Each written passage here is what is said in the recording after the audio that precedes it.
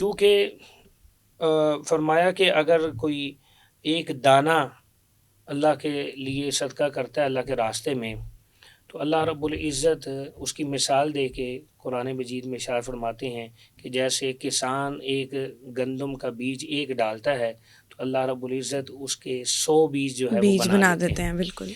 تو اسی طرح یہ مثال دیا اللہ رب العزت نے قرآن مجید میں، سورۃ بقرہ میں یہ مثال موجود ہے۔ فرمایا کہ 1 روپیہ اللہ کے راستے میں خرچ کرتا ہے تو اللہ رب العزت کئی گنا اس کو بڑھا کر کے اس کا اجر و ثواب اسے دے دیتے ہیں۔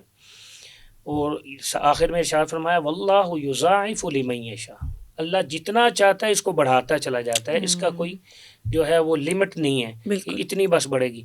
وہ جو واللہ یضاعف لمن یشاء، جتنا اللہ چاہے گا اس کا جو ثواب بڑھا دے گا، اس کی نیت کے بقدر ہے۔ جتنی اس کی خالص نیت ہوگی اللہ کی رضا کے لیے ہوگی، اتنا ہی اجر و ثواب اس کو اللہ رب العزت۔ دیکھیں انسان سے دل کی بات چھپا سکتا ہے، لیکن اللہ سے نہیں چھپا اللہ سے سکتے۔ نہیں چھپا سکتا۔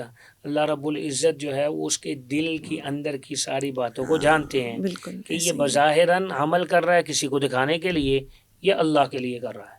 تو اس لیے ہم جب بھی کوئی بھی عمل یا کوئی بھی عبادت کرنے لگیں تو اپنے آپ کو پہلے اس کے اوپر لے کے آئیں کہ میں یہ عمل یہ عبادت اللہ کے لیے کر رہا ہوں۔ سر اگر کوئی کسی کو دکھاوے کے لیے کر رہا ہے، کوئی عمل کر رہا ہے اور اگلا اس سے خوش ہو رہا ہے، تو اس کو اس کا ثواب ملے گا کہ وہ بھی ثواب نہیں ملے گا؟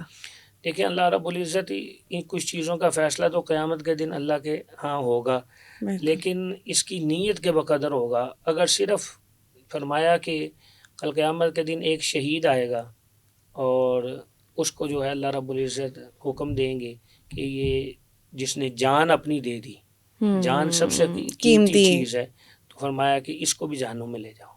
کہے گا یا اللہ میں نے تو جان دے دی ہے، میں نے تو شہادت کے لیے کیا ہے۔ فرمایا کہ نہیں، تم نے دنیا کو دکھانے کے لیے کیا تھا تو وہ تمہیں دنیا میں مل گیا، دنیا کی واہ واہ کے لیے ریاکاری کے لیے ملا تھا کیا تھا۔ اسی طرح فرمایا کہ جو دین کا کام کرنے والے ہیں عالم ہیں ان کو بھی فرمایا کہ تو نے دنیا میں واہ واہ کے لیے بیان کیے تھے، واہ واہ کے لیے سارا کچھ کام کیا تھا ریاکاری کے لیے، لہٰذا یہ اللہ کے ہاں کوئی اجر و ثواب نہیں ہے۔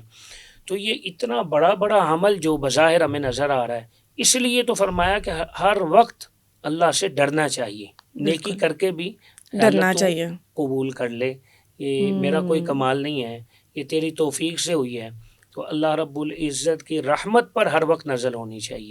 اچھا سر، ہم اکثر جو ہے وہ پیسے دیتے ہیں غریبوں کو، کوئی بھی ایسا شخص ہو ہم دیکھتے ہیں اسے پیسے دیتے ہیں، تو پیسے دیتے وقت اگر یہ نیت ہو کہ یہ ہمارا یہ کام ہو جائے، اس کے لیے یہ صدقہ ہے، ہم یہ چاہتے ہیں یہ ہو جائے، تو یہ نیت کیا ایکسیپٹیبل ہے؟